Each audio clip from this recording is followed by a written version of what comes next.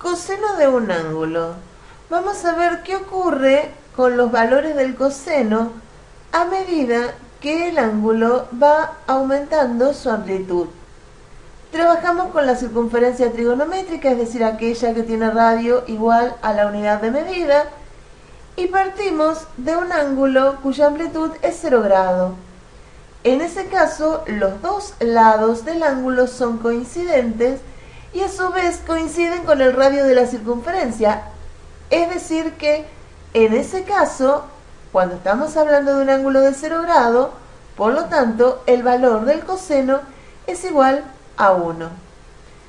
Vamos a aumentar la amplitud del ángulo y vemos que el cateto adyacente, es decir, si nosotros consideramos el triángulo rectángulo formado por los dos lados del ángulo y la perpendicular por un punto de uno de los lados del ángulo y que corta al otro lado, vemos que en ese triángulo rectángulo que queda determinado, el cateto adyacente representa al coseno del ángulo. Eso ya lo hemos explicado anteriormente.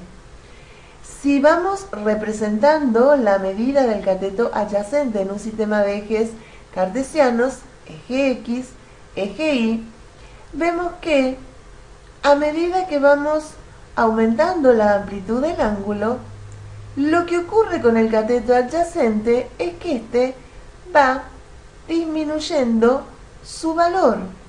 Siempre, al estar trabajando, obviamente, en el primer cuadrante, decimos que el valor del coseno, el valor de ese segmento, es positivo. Por eso lo estamos representando desde el eje X hacia arriba. Aumentamos la amplitud del ángulo y vemos que cuando el ángulo es de 90 grados, el cateto adyacente desaparece, se hace nulo, es decir, tiene valor 0, es decir que para 90 grados el valor del coseno es 0.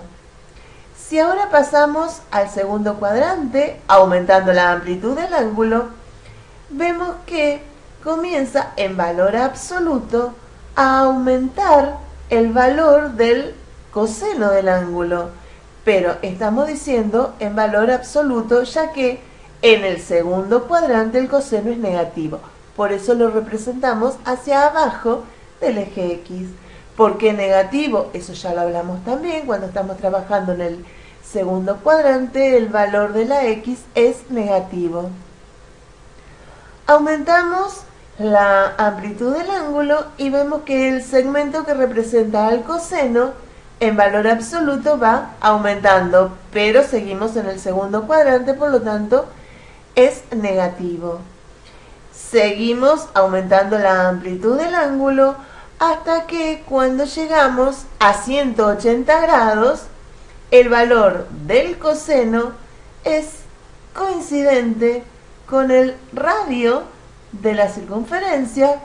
Estamos todavía en el segundo cuadrante, por lo tanto el valor de la X es negativo. Entonces decimos que el coseno para 180 grados vale menos 1. Seguimos ampliando el ángulo, seguimos aumentando la amplitud del ángulo y vemos qué es lo que va a ocurrir con el segmento que representa al coseno. En valor absoluto va disminuyendo la amplitud de ese segmento.